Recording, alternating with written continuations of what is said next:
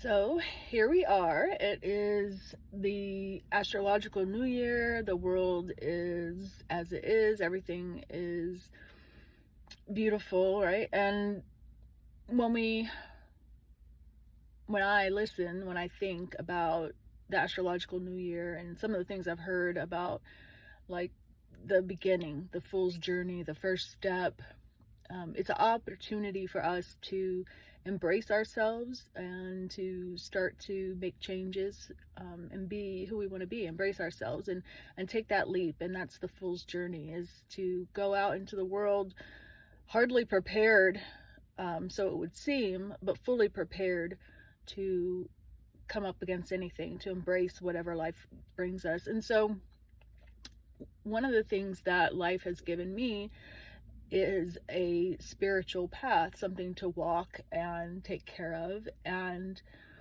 a lot of people that I read online about their journey, their concerns about their spiritual path, and it brings me to a place where I just want to offer a little bit of advice, I guess, to those who are struggling maybe or suffering in their mind about, what am I supposed to do with myself now that I'm on this path and the world is falling apart? And it's kind of this whole awoke thing. And there's a lot to comprehend, to take in, when you start to open your eyes to what's happening in the world around us.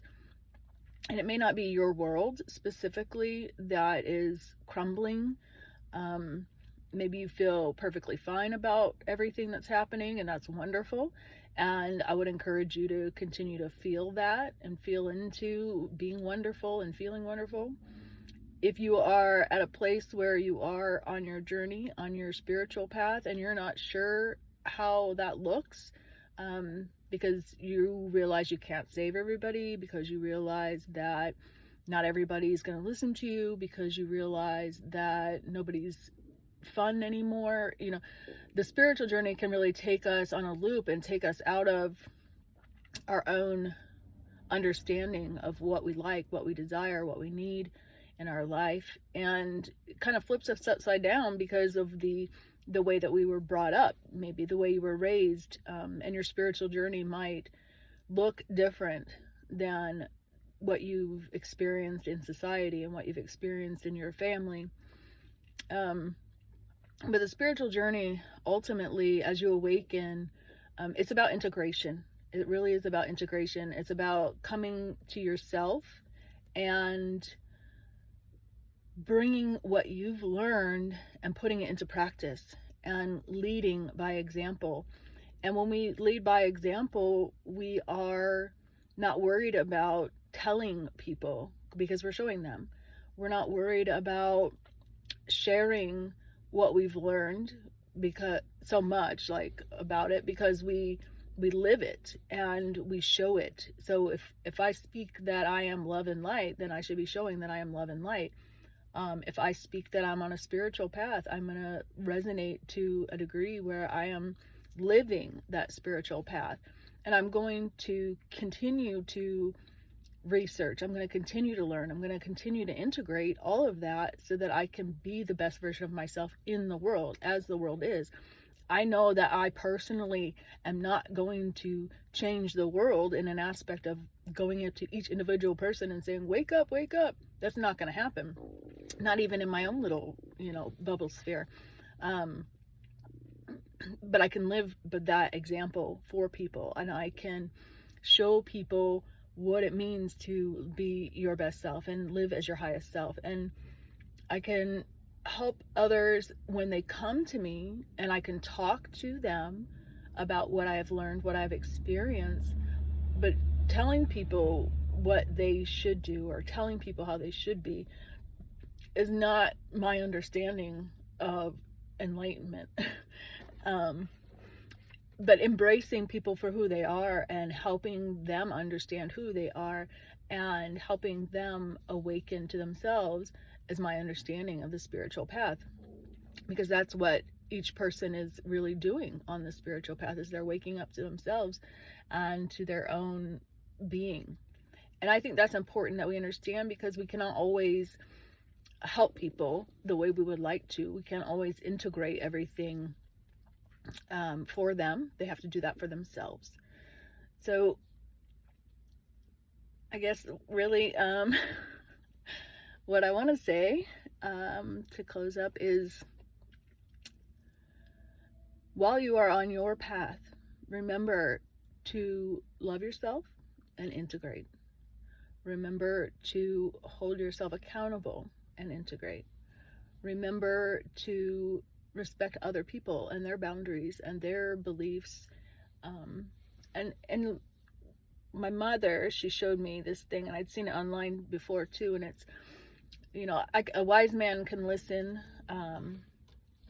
without accepting, and a fool will think he has to accept it in order to hear it. And to that degree, you can accept what you hear, but that doesn't mean you have to integrate everything that you hear.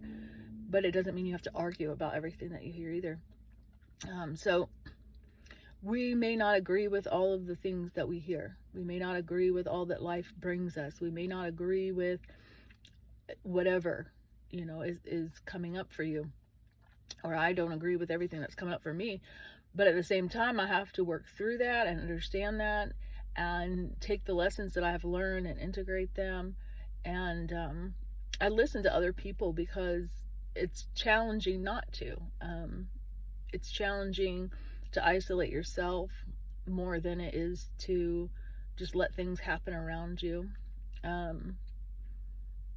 I've played in a lot of spheres with chaos. I've played in a lot of spheres with entities and energy, and along my spiritual path, I've had to reclaim a lot of things about myself that maybe don't resonate with the world in that respect. And I don't necessarily flaunt and speak about everything that I've experienced and done, but because I have experienced them and done them, I can speak to people and not judge them for who they are and what they are going through. And I think that helps. And that helps when we listen to others. We can say, okay, well, I may not agree with what is happening in your world right now. I think that you can help yourself, but it's up to them. It's up to them if they want to help themselves. It's up to them if they want to be their best version, or maybe they are being their best version, and we need to accept that and see that. So the spiritual path, to me, it really is about learning, integrating, and not fearing. There are people who talk about different experiences. If you're into yogic practices, energy work,